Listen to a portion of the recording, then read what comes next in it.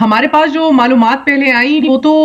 بڑی clear cut تھیں کہ پہلے تو زلفی بخاری صاحب کوشش کر رہے تھے یہ گھڑی بیچنے کی، نہیں شاید کامیاب ہوئے ہوں گے، لیکن اسلام آباد میں ایک محمد شفیق نامی شخص کو یہ بیچ دی گئی تھی ہماری معلومات کے مطابق، اور ایف آئی اے نے بھی چند دن بعد ازاں ان کو اپنی تحویل میں رکھا اور پھر وہ مجبور ہو گئے ملک چھوڑنے کے لیے۔ آپ کو بھی یہ سٹوری جس طرح بن رہی ہے اور پک رہی ہے اور جس وقت کے اوپر سامنے آئی ہے، آپ کے پاس کیا انفارمیشن ہے اس حوالے سے؟ دیکھیں، چند دن پہلے کی بات ہے، ارشد شریف بھائی اس وقت حیات تھے اور انہوں نے بھی اس کے بارے میں ایک ٹویٹ کیا تھا آخر میں، اور یہ کہانی جو جرنلسٹ ہیں ان کو آئیڈیا تھا پاکستان میں کہ یہ کھولی جائے گی۔ ایکچولی گھڑی کے پیچھے پڑے ہوئے تھے پاکستان کے اندر کچھ طاقتور لوگ کہ گھڑی کا پتہ کیا جائے وہ گھڑی ہے کہاں۔ گھڑی کسی اور شخص نے بیچی تھی اور دبئی کے جن تاجروں نے اس کو خرید کر دوبارہ بیچا، ان کا بھی کلیم سامنے آ رہا ہے کہ $2,50,000 کے اندر یہ گھڑی بیچی گئی ہے، اور پھر اس کا جو فائنل بائر ہے جس کے بعد اس وقت وہ گھڑی موجود ہے وہ عمر فاروق ہے۔ تو عمر فاروق کو سب جانتے ہیں اور عمر فاروق کا سب کو آئیڈیا بھی ہے کہ عمر فاروق کا صوفیہ مرزا کے ساتھ پرابلم تھا، صوفیہ مرزا کا پاکستان میں کن لوگوں کے ساتھ تعلق تھا، کس نوعیت کا تعلق تھا، نجی معاملات میں ہم نہیں جاتے، لیکن صوفیہ مرزا کی بیٹیاں دونوں جو ہیں وہ عمر فاروق صاحب کے ساتھ تھیں اور اس پہ مقدمات چلتے رہے ہیں پہلے بھی، اور دونوں جو ہیں وہ ایک دوسرے کو نیچا دکھانے کی کوشش کرتے رہے ہیں۔ تو شہزاد اکبر صاحب نے صوفیہ مرزا کو ایک دور میں انصاف دلانے کے نام کے اوپر پاکستان میں کچھ مقدمے کروائے تھے عمر فاروق پہ۔ عمر فاروق فائنل بائر ہے، یہ گھڑی اس کے پاس ہے۔ فائنلی جس آدمی نے اس گھڑی کو خریدا اور اپنے پاس رکھ لیا وہ عمر فاروق ہے، اور یہ گھڑی آخری مرتبہ بکی ہے دبئی میں۔ اس کے بیچنے والوں کا یہ کلیم ہے کہ $2.5 کے اندر اس کو بیچا گیا ہے۔ اب عمر فاروق کو ایک نیا کلیم دیا گیا تھوڑے دن پہلے اور اس کے لیے اس کو راضی کیا گیا۔ دیکھیں، پہلے آپ کو یہ دیکھنا ہوگا کہ عمر فاروق کو دیا کیا پاکستان نے یا پاکستان کے طاقتور لوگوں نے، یا صاف کہیں تو اسٹیبلشمنٹ عمران خان سے خوش نہیں ہے، انہوں نے عمر فاروق کو یہ دیا کہ اس کے پاکستان کے اندر مقدمات ختم کروائے، اس کا نام انٹرپول میں سے نکلوایا، اس کے لیے آسانیاں پیدا کی، پھر جو اس کے مخالفین تھے ان کے خلاف مقدمات درج کروائے پاکستان کے اندر۔ یہ سب کچھ اس کو پاکستان کے طاقتور لوگوں نے، پاکستان کی اسٹیبلشمنٹ نے عمر فاروق کو پاکستان میں کر کے دیا۔ اب اس کے بدلے میں آخری مہینے میں، یعنی پچھلے مہینے کی 20 تاریخ کے بعد مقدمات درج ہوتے ہیں شہزاد اکبر پہ بھی، اس کی بیوی جس کو وہ نیچے دکھانا چاہتا ہے صوفیہ مرزا، اس کے اوپر بھی مقدمہ درج ہوا اکتوبر کی آخری دہائی میں، یعنی اکتوبر کے جو آخری 10 دن تھے ان کے اندر وہ مقدمہ درج ہوتا ہے۔ تو اس کے بدلے میں کچھ تو عمر فاروق سے لیا جانا تھا، اور وہ یہ گھڑی والی کہانی ہے، کیونکہ فائنل بائر ہے، یہ جو کہے گا وہ بات مانی جائے گی، عام آدمی کے اندر پرسیپشن پیدا کی جا سکتی ہے، یہ سوچا گیا ان لوگوں کی جانب سے جو اس کے پیچھے پڑے تھے۔ میں کچھ دن پہلے باقاعدہ میں نے ٹریول کیا تھا اس سٹوری کے پیچھے اور میں نے کچھ حقائق اکٹھے کیے تھے، تو مجھے یہ پتا چلا کہ اسلام آباد کا ایک بہت طاقتور آدمی عمر فاروق کے نہ صرف کام کروا رہا ہے بلکہ اس کے پیچھے پڑا ہوا ہے کہ جو ہم چاہتے ہیں وہ ایک ایفیڈیوٹ آپ بنا دیں،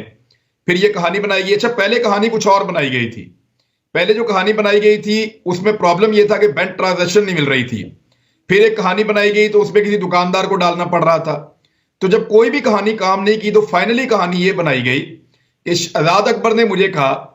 کہ فرح شہزادی سے ملو، فرح شہزادی نے مجھے کہا کہ یہ میں نے بیچنی ہے، میں نے دکاندار سے چیک کروائی اور اس کے بعد میں نے $2 ملین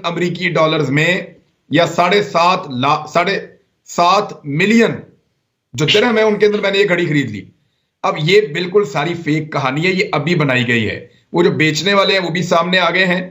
اور پوری کہانی پاکستان کے میڈیا کو پہلے سے پتا تھی۔ اس میں سب سے پہلا پوائنٹ یہ ہے کہ جیسے کہ فواد چودھری صاحب نے آپ کو توشہ خانہ کے لاز آپ کو بتائے ہیں کہ 20% پہ ان کے خریدا ہے، اور آگے جاتے ہوئے ہم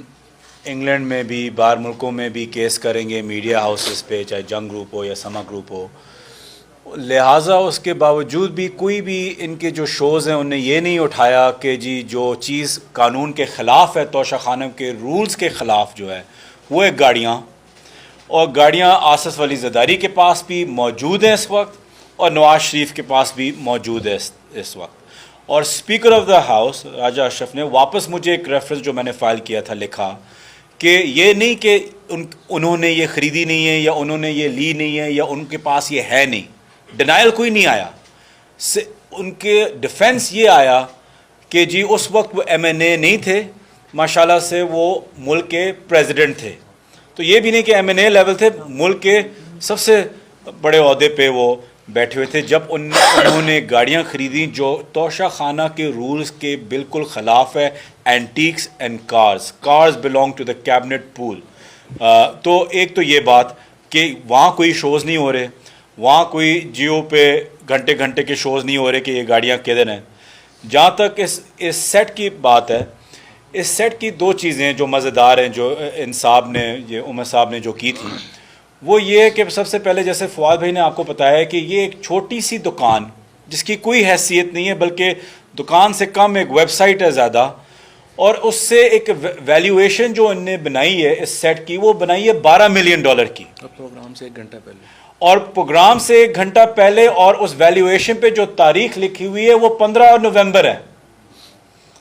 تو اسی وقت پروگرام سے پہلے کسی اپنے فراڈی دوست کو, پنٹر کو کال کر کے جلدی سے یہ ویلیویشن 12 ملین کی بنائی.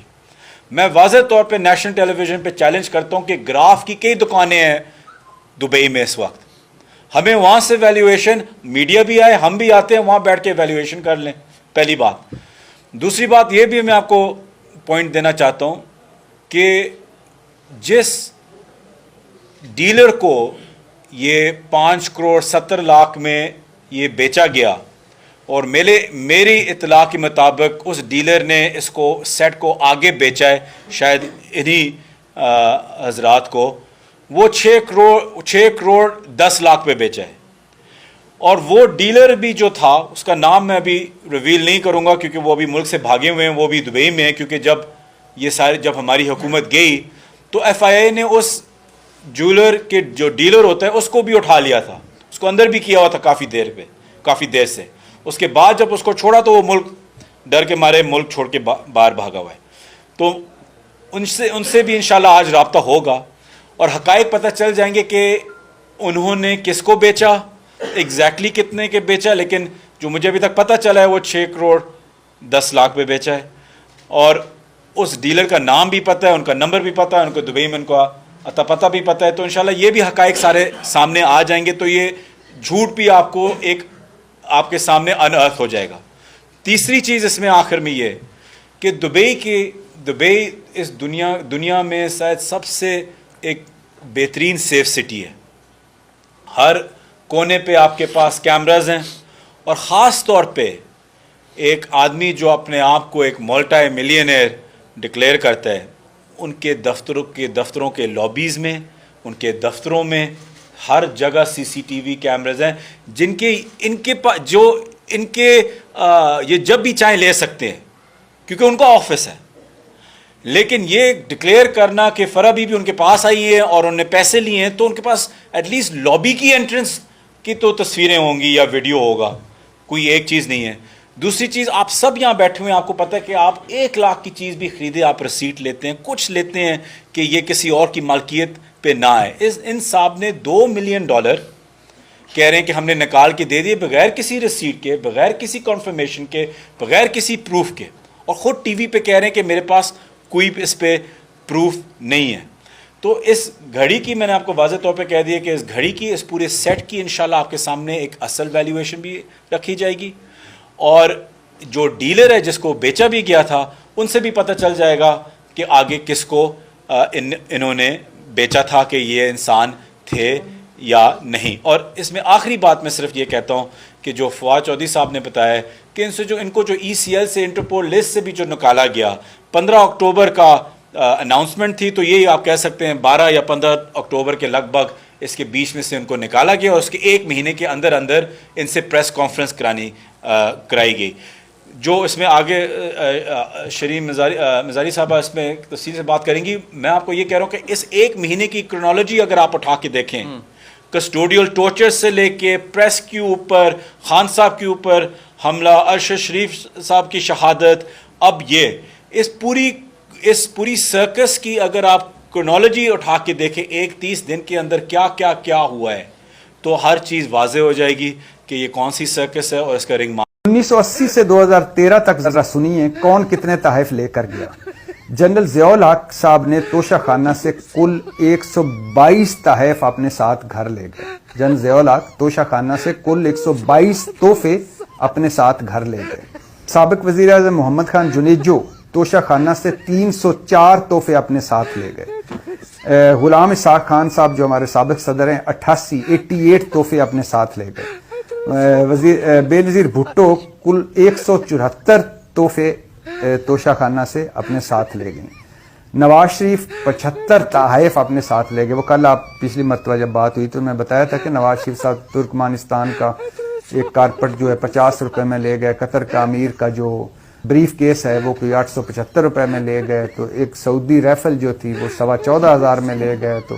ایک سعودی گورنمنٹ نے جو مرسیڈیز گفٹ کی تھی وہ میرے خیال سے کوئی 1.25 لاکھ کے 3.25 لاکھ کے 2.25 لاکھ میں لے کے چلے گئے. حالانکہ وہ 6.25 لاکھ میں لے کے چلے گئے. حالانکہ وہ 50 لاکھ کے قریب کی وہ مرسیڈیز تھی. اچھا, نواز شریف صاحب 75 تحفے ساتھ لے گئے. قائم مقام صدر رہے وسیم سجاد, ان کو 4 تحائف ملے, وہ چاروں گھر لے گئے.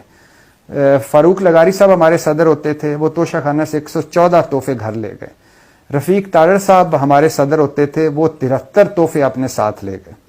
ظفر اللہ جمالی صاحب ہمارے وزیر اعظم ہوتے تھے, وہ 110 تحفے اپنے ساتھ لے گئے. شجاعت حسین صاحب چودھری شجاعت حسین توشہ خانہ سے 9 تحفے اپنے ساتھ لے گئے. اور صدر جنرل پرویز مشرف 515 تحفے اپنے ساتھ لے گئے. اور عمران خان صاحب کا آپ کو جیسے پتہ ہے کہ عمران خان صاحب کے ایک ہے کہ 58 تحفے وہ انہوں نے خریدے یا ساتھ لے گئے. اور ایک یہ بھی رائے ہے کہ 2019 کے بعد جو 10 دورے انہوں نے عرب ممالک کے کیے تھے وہ انہوں نے تحفے ظاہر ہی نہیں کیے. تو عمران خان صاحب بھی 100 کے لگ بھگ تحفے ساتھ لے گئے. لیکن ساروں کا ریکارڈ توڑا ہمارے سابق وزیر اعظم شوکت عزیز نے, جو 1126 تحفے اپنے ساتھ لے گئے. تو یہ ایک لسٹ ہے کہ جو بھی آیا, یوسف رضا گیلانی صاحب بھی درجنوں تحفے اپنے ساتھ لے گئے. تو جو بھی اسی طرح جس کو جو ملا وہ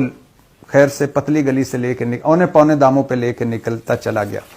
بات اچھا, یہاں میں یہ بھی بتا دوں کہ جو آصف علی زرداری صاحب پہ ایک جو کرنل قذافی اور یو اے ای جو گورنمنٹ نے یا you a E crown prince نے ان کو گاڑیاں دی تھیں, ان گاڑیوں کا بھی توشہ خانہ ریفرنس چل رہا ہے کہ جو وہ اونے پونے داموں پہ گاڑیاں لے کے چلے گئے تھے. تو اس کے ایک بڑی دلچسپ ہے کہ جب